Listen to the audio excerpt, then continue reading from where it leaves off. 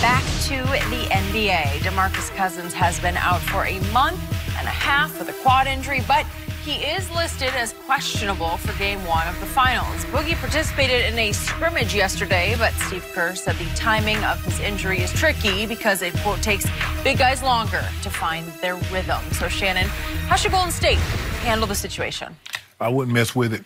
They're playing too well, Skip. And it would be easier to incorporate KD than Boogie. Fair. Because, Skip, Boogie greatly changes their offense. KD, yeah, he changes it somewhat because he can be a great ISO player, but Boogie really needs the ball to be beneficial. And that means if Boogie has the ball, guess who doesn't? Yep. Steph, Clay. I wouldn't, Skip, it's hard for an athlete. You want to be out there, and Boogie has waited for this moment. He waited all these years to get to the playoffs. Now he's on the grandest stage, and he's injured. And you want to be accommodating as a head coach. This is why they make the big bucks. Everybody thinks it's about X's and O's, but it's how do I placate these personalities? How do I blend this?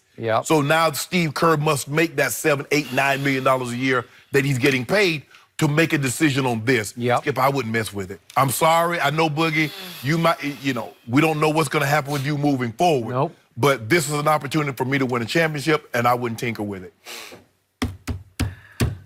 This is why I think Steve Kerr is sitting on the hottest seat in all of sports, and he's got the favorite in the NBA Finals.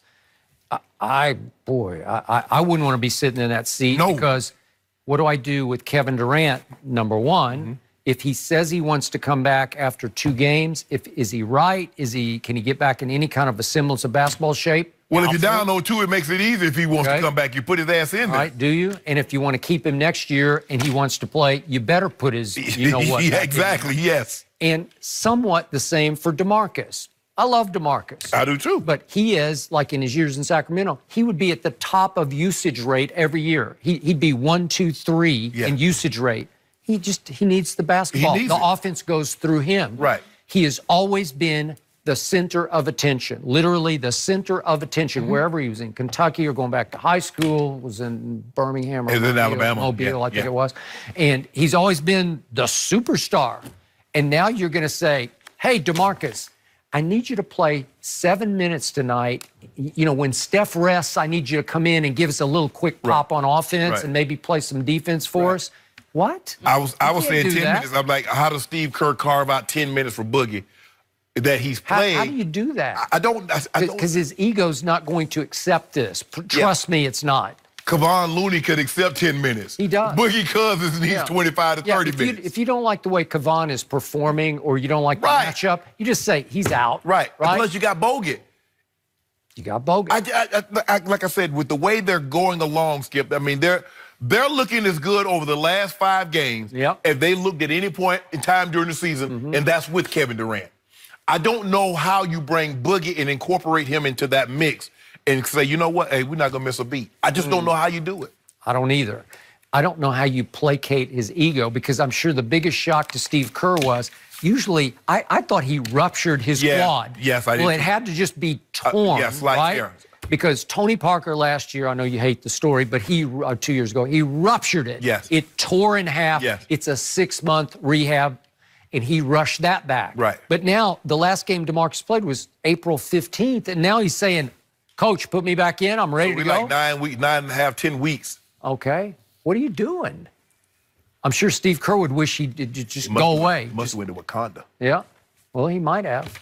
LeBron went to Wakanda. LeBron in the backyard on them Cohibas. Really? Yeah. He and Russ, they was out there having a good old time. Back. He did. I mean, he just do like 1 a week now. 1 a week? You sure about that? I know your guy does 6 a day. Who? You know who. He's retired. 6 a day. Yeah. The most slow-burning ones, too. Yeah, I know. Do you know what kind of... Let's stay talking about Steve Kerr, guys, because I like this story. Did Greg Popovich maybe tell some secrets to him about stopping number 2? Yep. Why would he do that? Here we go. Exactly what we mean next. Clip from the new documentary Cue Ball, which airs tonight on FS1. It's executive produced by Kevin Durant and part of the Fox Sports Emmy-nominated Magnify series. It looks great. Skip, this is a must-see. Are you looking forward to it?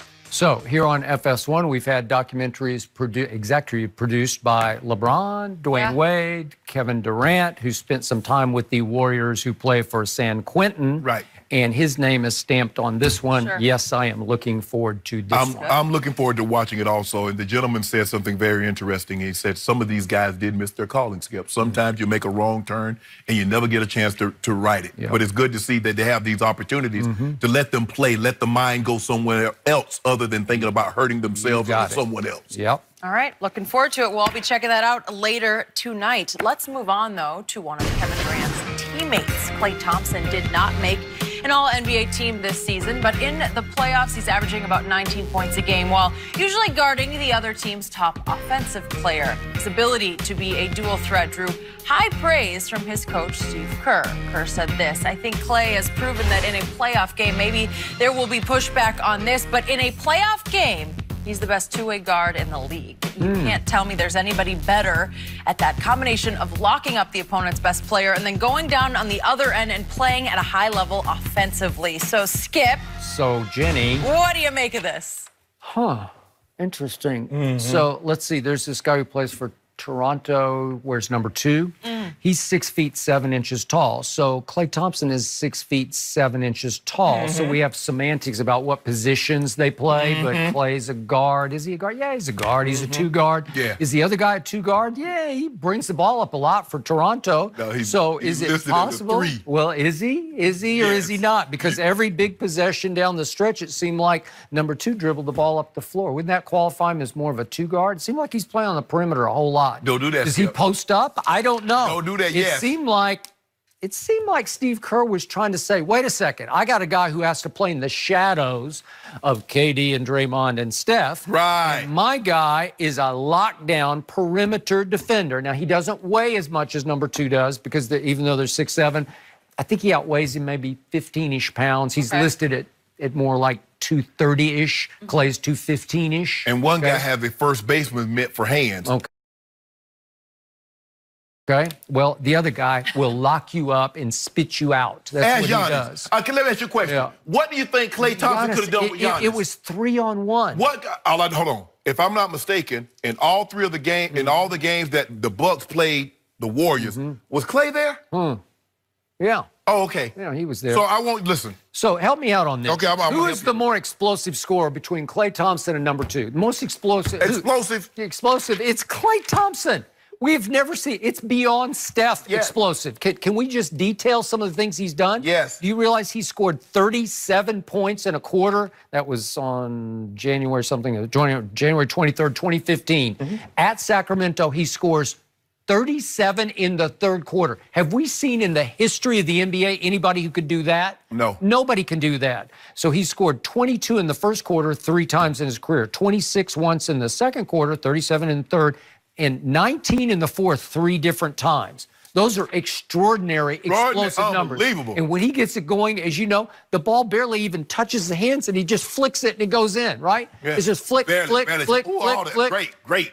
Meanwhile, but he can't hold a counter to that guy. Since Game 5 of the Phillies series, it's a lot of games starting to pile up here now. Number 2 is shooting 26.5% from the three-point line. Who knew? Who's counting? But Nobody. Hold on. You see, Steve Kerr, I hope you mean point guard and 2 guards. Oh. Because if you're talking about points, because most of the points are offensive. The Russells, the Hardens, the Dame Lillards. If you're talking about defenders, you're talking about Pat Beverly, guys of that nature. So if he means guards, point guard or 2 guard, Steve Kerr, have at it. I would never correct you. But I guarantee you this. You ask 30 general managers who's the best 2-way player out of Klay Thompson and Kawhi Leonard and even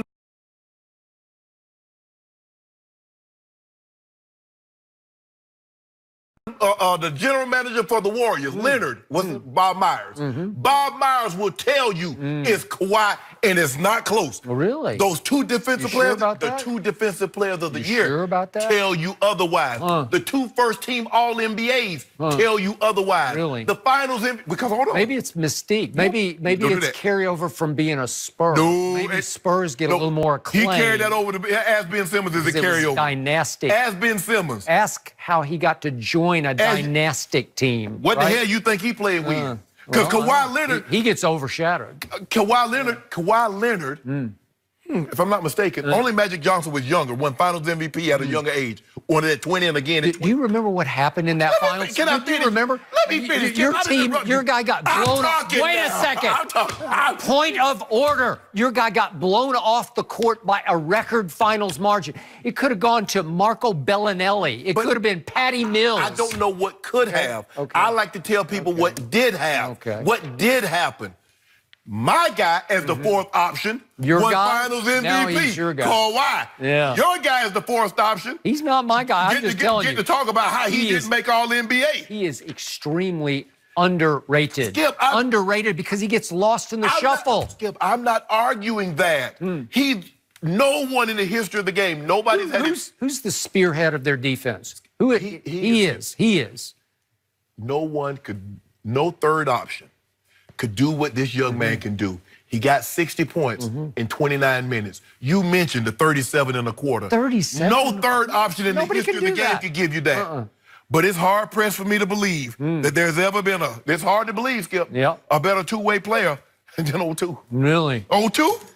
Well, guess what? 0-2's going to get to go right up against number 11 because I think they're going to go head-to-head a whole lot. Well, Maybe 1 + 1 = finding 2. out. 1 + 1 = 2. Really? And we'll see who had a better game. I tell you what, he better hope Steph going off because if 2 is on him, he won't be going off. Really? Lock him, Giannis.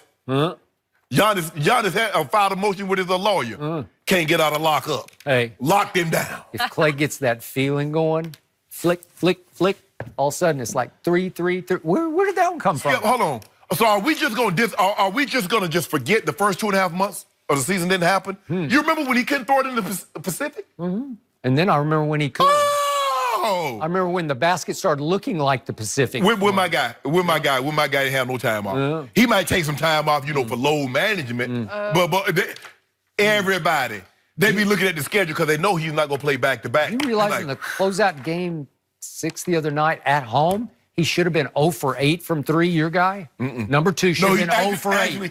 Actually, he should have been 2. Oh. Because you said that one went all the way down, spin round and round. That means you missed. That wasn't bad luck. That was just a bad shot. It's offline. It's offline.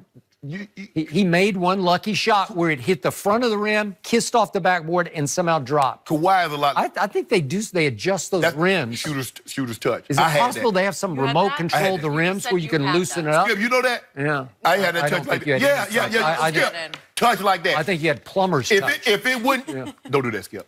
If it wouldn't switch to that, I tell the rim, if it don't switch to that, spit it out. And go in, no, I didn't want that. Is that right? Yeah, I wouldn't want it. It's Selective memory. Wow. Swish it. Really? Yep. You know Skip, what? but you need to stop. You and Steve Kerr. Steve Kerr said, I know there's going to be some pushback because he knew where this was headed. Exactly. And you got pushback. Yep. You're going to get pushed over talking crazy, Steve Kerr. And I feel like Steve Kerr, I really like him. I like him as an analyst. I mean, I like Steve. Made big shots, saved Michael Jordan's career. But, I mean, legacy. Saved his legacy, him and John Paxson. But that's none of my business. That's not what we're talking about right now, Jenny. Unbelievable. But that guy right there, Skip, he can't mess with Claw. Really? He can't mess with Claw. The dude, 2 defensive players a year says otherwise. Look, obviously, Steve Kerr is lobbying to keep Clay in-house. Yeah, okay then. Level of that. But don't do hyperbole. Just say we love Clay. He's home. You know what I love about this? We get to find out because they actually play against each other starting Thursday night. Claw will back him down. Really? Claw back him down. He bet that's all he's got is back. Black him down to shoot that. Yeah. We'll see. Really? We'll see. Plenty to look forward to. Ask Giannis about it. Ask Ben Simmons. Skip, you remember Ben Simmons had 11 turnovers? Couldn't get the ball past half court. Simmons has no shot. Giannis has no shot. What about his dribbling? No shot. What about his dribbling? Okay. They've got a lot to think about in the offseason. Hey, Kawhi got to be going up. Hey, Kawhi. We're going to switch gears, guys. We have actor Jaleel White. Here we go. A new show in which he plays Muhammad Ali, and he is here something to talk about it. Yep. So we'll get his opinion next.